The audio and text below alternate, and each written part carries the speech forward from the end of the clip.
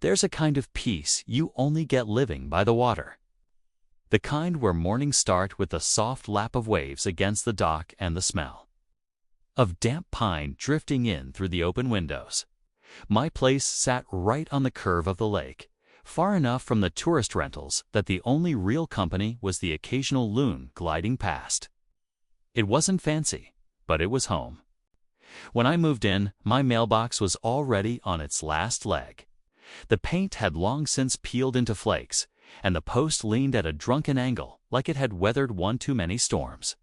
Still, it had personality. It was one of those classic rural boxes, the kind you could spot from 100 yards down the road, hand-built and sturdy despite the wear. But last winter, the old thing finally gave up. The frozen ground shifted, the post split down the middle, and by spring thaw, it was just a rusted box lying in the grass. I figured replacing it would be the easiest chore of the season. Pick a new one, set it in the ground, and get on with fishing and tending my small vegetable patch. I wanted something simple: black metal, a little brass flag, maybe a coat of weather sealant so it would last through the seasons. It wasn't going to be a statement piece. It was going to be functional, the kind of thing you hardly notice unless you're looking for it.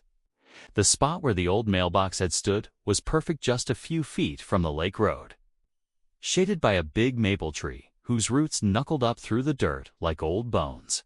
Every time I passed that bare patch, I pictured my new mailbox there, neat and tidy, with enough character to look like it belonged. For me, mailboxes aren't about looks, they're about rhythm. They're where the little pulses of life arrive: bills, letters, fishing magazines, the occasional package you've been waiting weeks to open.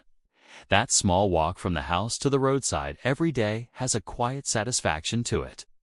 Out here, it's not just checking the mail. It's watching the wind on the water, noticing the buds on the trees, hearing the crunch of gravel under your boots. When I finally picked up the new mailbox from the hardware store in town, I spent the better part of a Saturday morning prepping the ground. I dug deep enough for the post to stand firm, tamped the dirt tight around it, and stepped back to admire my work. It wasn't much to look at yet, but I could see it in my mind: fresh paint, smooth finish, a modest little piece of order on the edge of my land. This was just the kind of quiet improvement I liked. Nothing flashy, no need to draw attention, just me keeping my place in good order, like any respectful neighbor would. But life near the lake had its quirks, and not all of them were as pleasant as the sunset glittering across the water. Every lakeside community has that person who thinks their opinion outweighs everyone else's rights. The one who believes rules are flexible when it benefits them, but ironclad when it comes to anyone else. The one who takes offense at things no one else even notices. Still, at this point, I wasn't thinking about that. I wasn't thinking about neighborhood politics or how much trouble a simple mailbox could cause. All I had in mind was that by the end of the weekend, I'd have mail delivered without having to walk down to the post office. The lake was calm that afternoon, like glass. My hands smelled faintly of cedar from the post, and the soil still clung under my fingernails. The sun drifted low, painting the ripples gold. It was one of those days that makes you thankful for the slower pace of life. I thought I was ending the day with a job well done. I didn't know it yet, but that bare patch of dirt at the roadside wasn't just a place for a mailbox, was about to become the battleground for something much bigger. Out here, a feud doesn't start with raised voices or slammed doors. It starts with a letter. It starts with a complaint. And sometimes, it starts with a neighbor who can't stand the sight of someone minding their own business. At that moment, though, I was blissfully unaware. I washed the dirt from my hands, grilled a couple of trout I'd caught earlier in the week, and listened to the sound of frogs tuning up for the night. My mind was on fishing trips, garden chores, and whether the next morning would be calm enough to take the canoe out. What I didn't realize was that a storm was brewing, not over the lake, but in the mind of someone who lived just a few houses down. Someone who, as I would soon learn, had very strong opinions about aesthetics and community standards, and who would stop at nothing to impose them. There's a kind of false security that comes from living in a quiet place. You start to believe that civility is the default, that everyone respects personal boundaries, that common sense is still alive. But I was about to learn the hard way that even the calmest lake can hide dangerous undercurrents. Looking back now, I can see the signs. The way certain cars slowed down when passing my place. The way a few neighbors avoided eye contact in the days after I set the post. The whispers that drifted over from the public dock when I was tying up my boat. At the time, I chalked it up to small-town curiosity. Folks notice when you make changes, especially out here where nothing much happens. But curiosity was only the surface layer. Beneath it was judgment. And beneath that, something meaner, something that turns a harmless mailbox into a declaration of war. That weekend, I fell asleep with the windows open, listening to the crickets and the faint slap of water against the dock. The night air was cool, drifting in with the smell of pine and damp earth.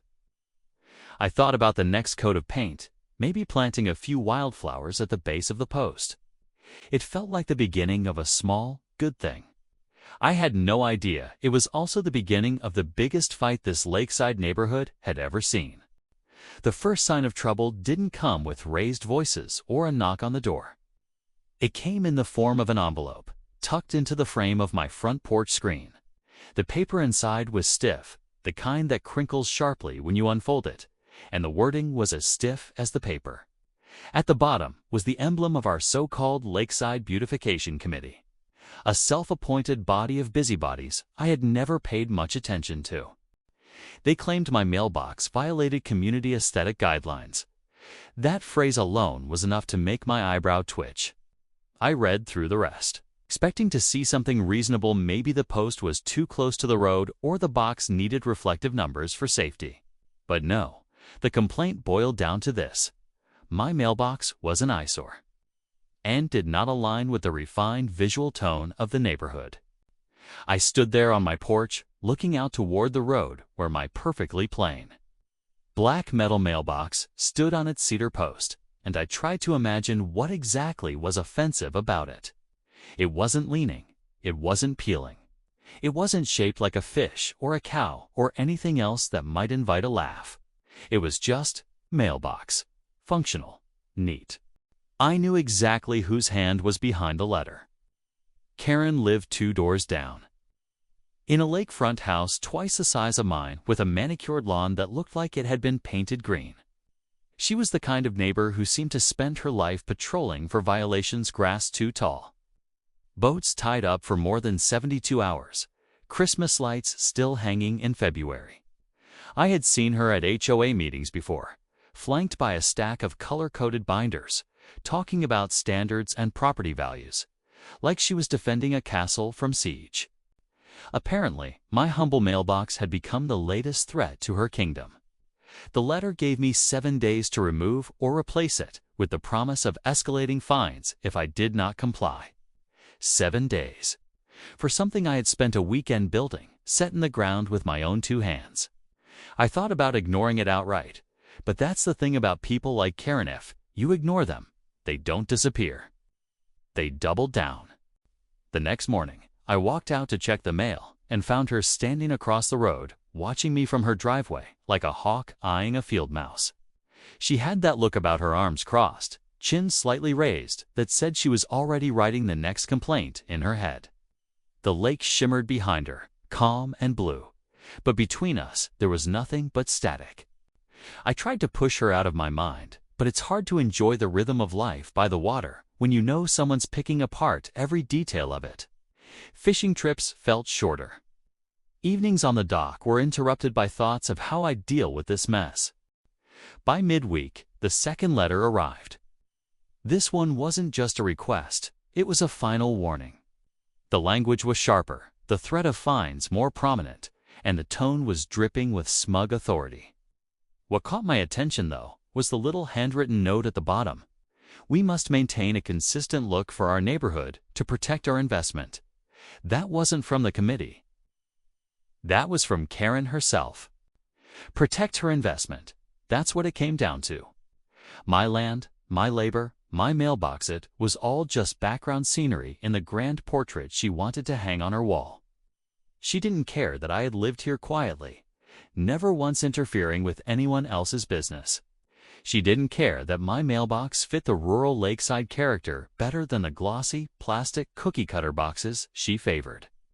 All she cared about was control. I found myself studying the shoreline more in those days, watching the way the lake shifted from glassy stillness to choppy turbulence with the slightest change in wind. It reminded me of neighborhood politics, calm on the surface, unpredictable underneath. I started to wonder just how far Karen would push this. She didn't make me wait long for the answer. On the 6th day of her so-called grace period, she marched down to the road with a clipboard in hand. I happened to be trimming the grass near the dock when I saw her stop in front of my mailbox, take several photos, and jot something down. Then she crossed the road into my property, stepped right up to the post, and ran her hand along it as if inspecting for hidden scenes. From where I stood, I could see the satisfaction on her face. She wasn't just enforcing some imagined rule, she was enjoying this. She was savoring the chance to impose her will on someone else's life. And that's when the frustration began to shift into something else entirely. I'd always considered myself patient. Living out here teaches you patience, the kind you need for fishing, for gardening, for waiting out a storm. But there's a different kind of patience, too, the kind that lies in wait for the perfect moment to turn the tables. That second kind was starting to take root in me. Still, I didn't act right away. Part of me wanted to see just how far she'd go, and she didn't disappoint. The next morning, I woke to find a bright orange notice stapled to the post, another official document threatening fines. This time with a schedule of penalties that climbed by the week. She'd made it clear. This wasn't just about removing the mailbox. This was about showing me who was in charge. What she didn't know was that she'd done the opposite. She'd lit the fuse on something I hadn't even planned yet, but could already feel forming in the back of my mind. A quiet, calculated kind of payback. Not the kind that would stoop to shouting or petty vandalism, but something grand. Something that would make her regret ever thinking she could dictate what stood on my land. The lake was mirror still that night, the moon laying a silver path across the water. I sat at the end of the dock, listening to the soft creak of the boards under me, and thought about the best revenge I'd ever heard of, ones that weren't about destruction, but about turning the tables so completely that the other person didn't just lose. They became the punchline.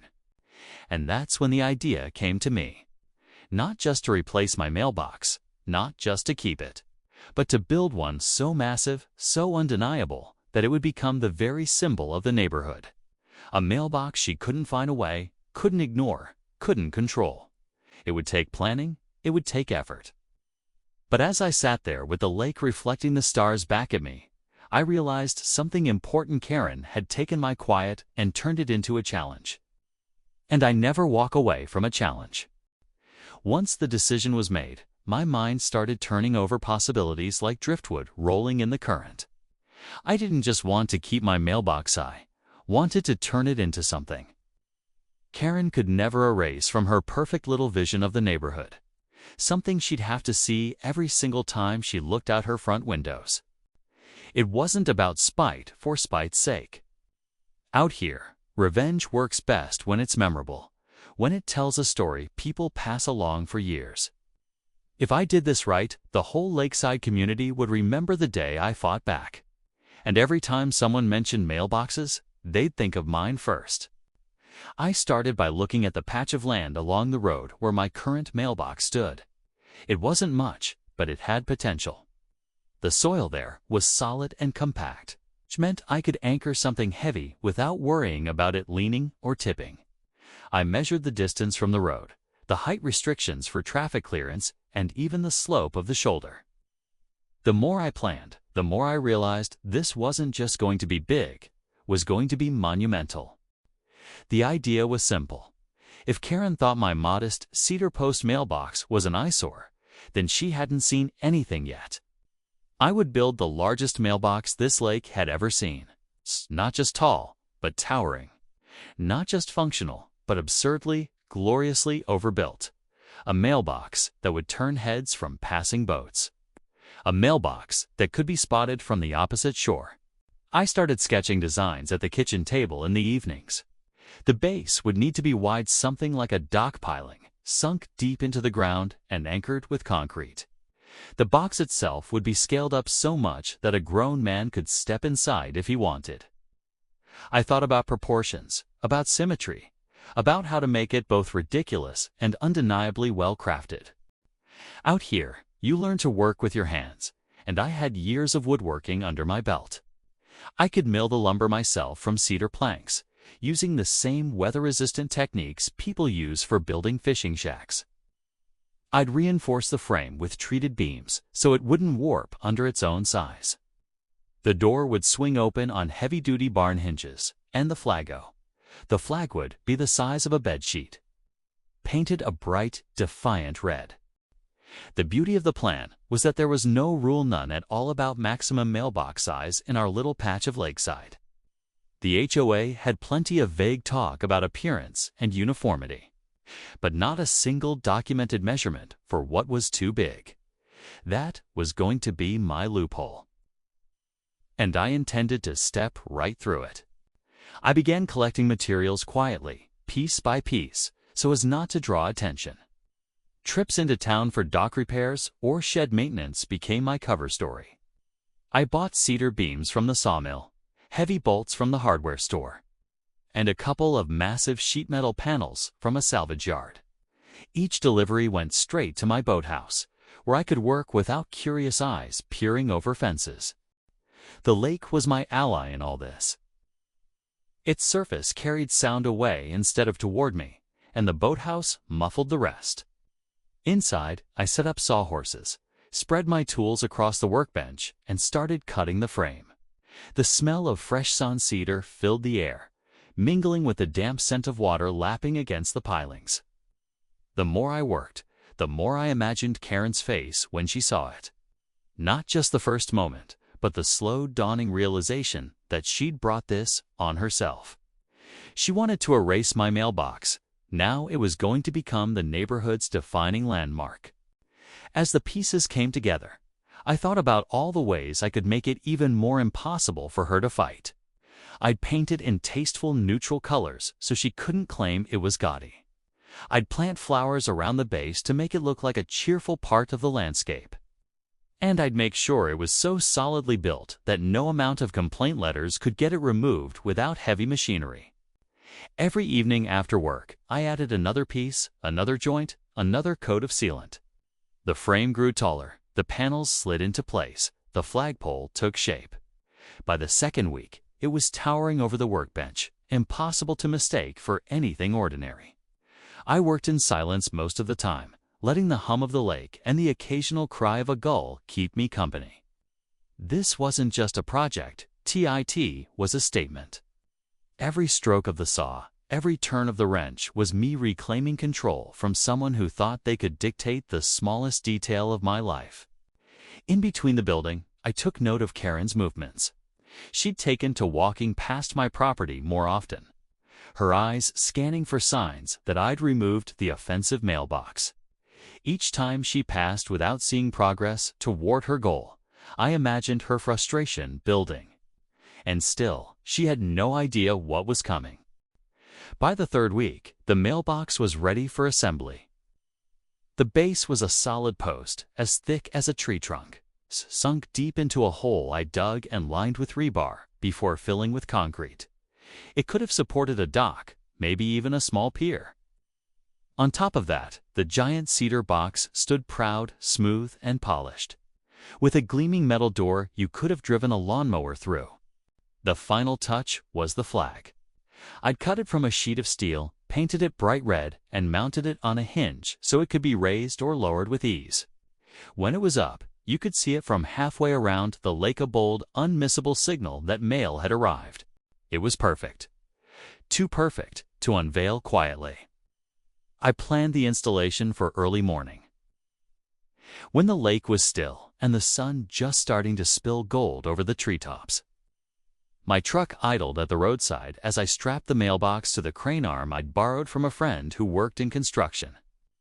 The whole process took less than an hour, but by the time the sun was fully up, the world's biggest mailbox was standing in its rightful place.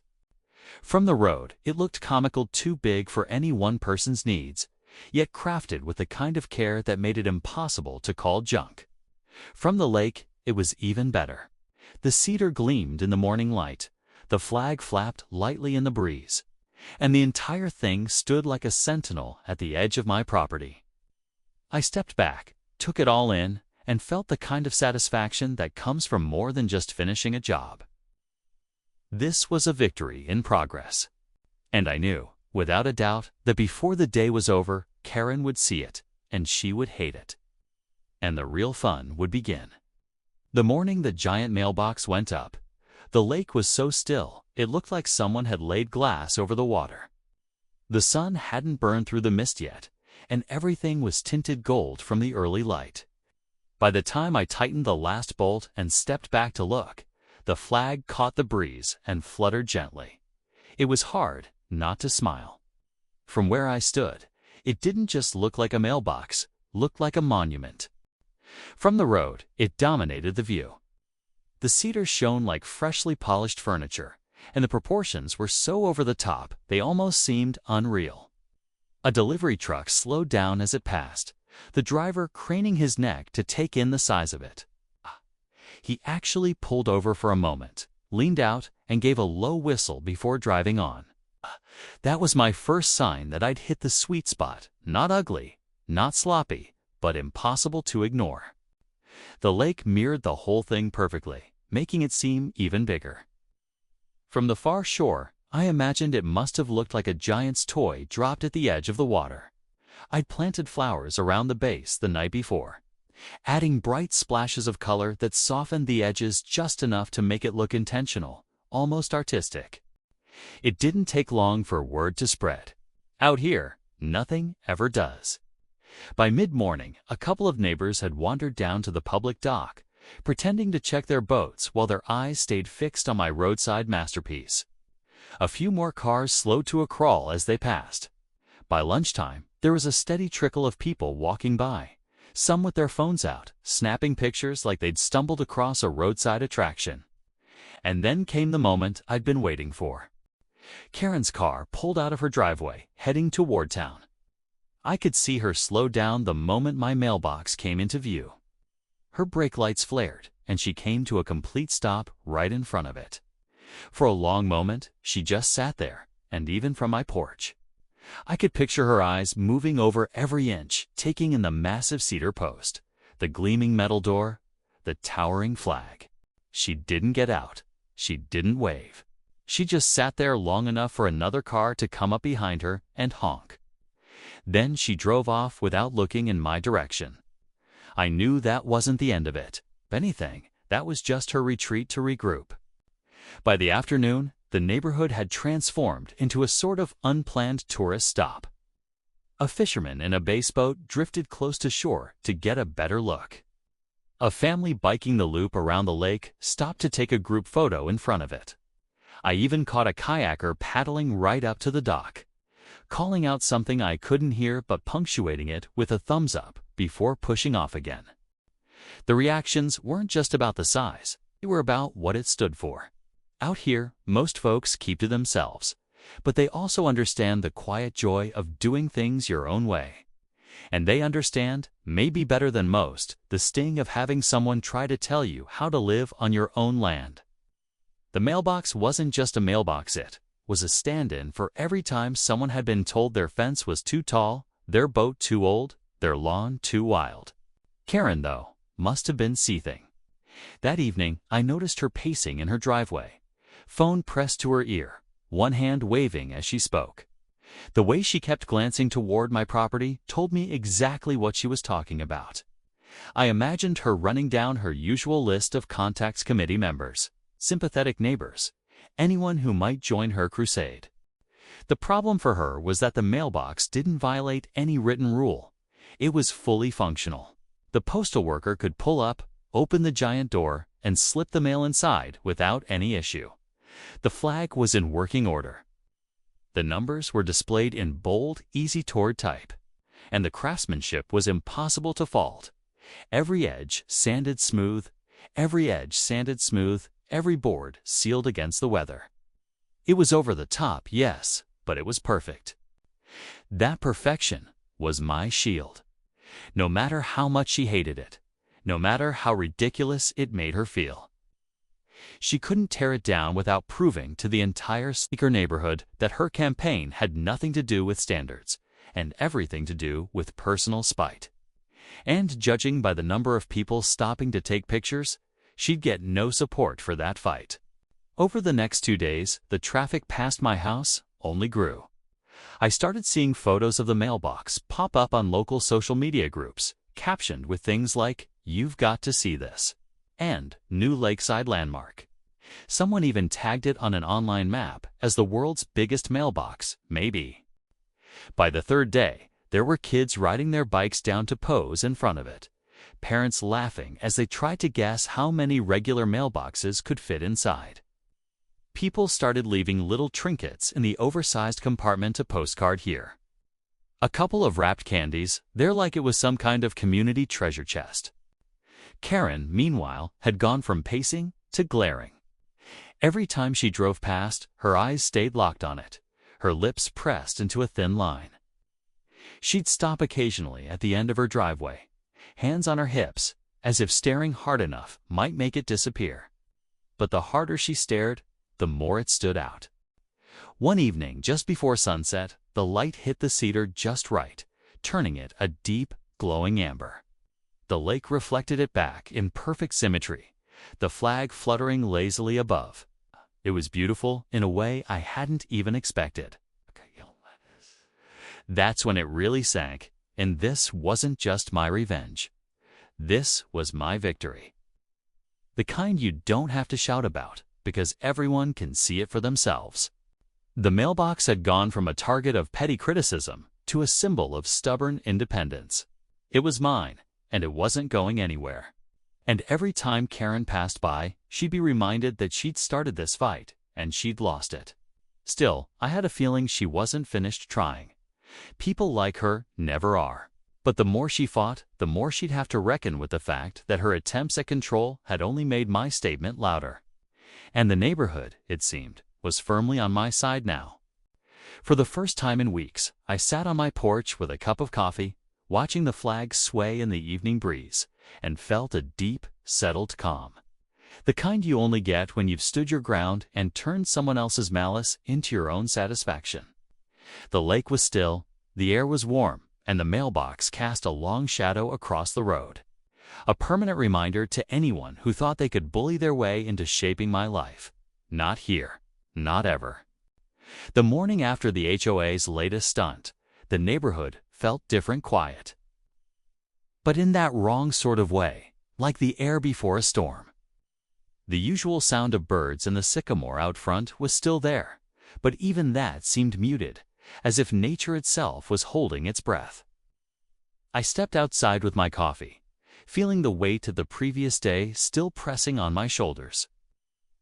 The driveway sat empty, and for the first time in years, it didn't feel like my home was truly mine. The road in front of my house stretched in both directions, lined with manicured lawns that seemed to be staring back at me, judging. Even the houses, with their perfectly painted shutters and matching mailboxes, looked smug as if they belonged more to the HOA than to the people living inside them. I knew I'd have to act soon. Waiting around had never been my way, and this time, the fight wasn't just about my own peace, was about proving that someone, anyone, could stand up to the petty tyrants running our little patch of suburbia. By noon, the sun was high, baking the asphalt until it shimmered. I sat in the shade of the porch, flipping through old papers and notes from past run-ins with the board.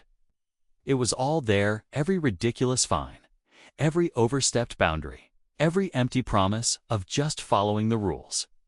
I could practically smell the smugness that had come off those meetings. Mingling with the faint scent of chlorine from the HOA's precious community pool. This wasn't going to be another quiet protest. It was going to be a message they couldn't ignore. I started my work in the garage, where the cool air and faint scent of motor oil helped me think clearly. There's something grounding about that space, shelves lined with jars of bolts, the hum of a box fan in the corner, the steady creak of my old work stool. I sorted through tools and equipment, piecing together what I'd need. Every sound clink of metal, shuffle of boxers felt deliberate, almost ceremonial. This was preparation, not just tinkering. The day passed in a rhythm of planning and pacing. Outside, kids rode their bikes in lazy circles, their laughter distant, almost swallowed by the heat. Sprinklers hissed across emerald green lawns, and somewhere down the street, a lawnmower droned like an angry bee. It was the picture of suburban normalcy, but I knew what was brewing beneath that glossy surface. The HOA thrived on appearances, but cracks were forming. All I needed was the right pressure to widen them. By evening, the air cooled just enough for me to take a slow walk around the block. I kept my hands in my pockets, scanning the neighborhood. Every detail registered: the chipped paint on the treasurer's mailbox, the sagging fence behind the vice president's property, the faint oil stain in the president's driveway. Small things, but each one a violation of their own sacred rulebook. The thought almost made me smile. Their empire wasn't as pristine as they liked to think. I returned home with the plan clearer in my mind. The key wasn't brute force, it was precision. I'd learned long ago that the most satisfying revenge wasn't about destruction. It was about exposure. You didn't just knock over their house of cards, you let everyone watch it fall. The HOA had counted on me being just another quiet homeowner who'd eventually give up. They'd never factored in someone willing to outlast them. That night, I sat at my kitchen table with a notepad and a strong cup of coffee. The light from the single overhead bulb cast long shadows across the paper as I wrote. Step by step, the plan took shape. There was something deeply satisfying about the neat rows of words, each line another nail in the coffin of their arrogance. The silence in the house wrapped around me, broken only by the faint hum of the fridge. When I finally set the pen down, the clock read just past midnight. The street outside was still, the kind of stillness that makes every sound carry farther than it should. Somewhere, a dog barked once and then went quiet. I looked out the window and saw the neat row of street lamps stretching into the distance, their pale lights spilling across the pavement like a trail leading straight to my target. Tomorrow, I'd start. Tomorrow, the balance would shift. I slept lightly, waking just before dawn. The first light of day spilled across my yard, turning the dew on the grass into a sheet of tiny diamonds. The air was cool and damp, carrying the faint scent of earth and fresh-cut wood from a project my neighbor had abandoned weeks ago. I stepped outside, feeling the stillness settle around me like armor. This was my ground, my home. And I wasn't about to let anyone tell me what I could or couldn't do with it. The tools in the garage gleamed under the rising sun. I moved quickly, loading what I needed, each item fitting into place like pieces of a puzzle I'd been working on for years without realizing it. The sound of metal against metal, the weight of each piece in my hands, it all felt right. My mind was steady, my resolve sharper than it had been in weeks. By the time the neighborhood started to stir, I was ready. Lawn sprinklers clicked on, porch lights flickered off, and the faint hum of morning traffic drifted in from the main road. It was the start of just another day for them. But for me, it was the beginning of something else entirely. I could feel it in my bones, in the deliberate pace of my movements, in the way the morning air seemed to carry a charge. There's a certain satisfaction in knowing you've set something in motion that can't be undone. As I stood there, watching the sun climb higher, I knew that whatever happened next, the HOA would never see me the same way again. The days of me being the quiet, compliant neighbor were over. This wasn't just about me anymore. It was about sending a message loud enough to ripple through every over-manicured lawn and every smug board meeting. A message that even in the most controlled corners of suburbia, there's always someone willing to push back.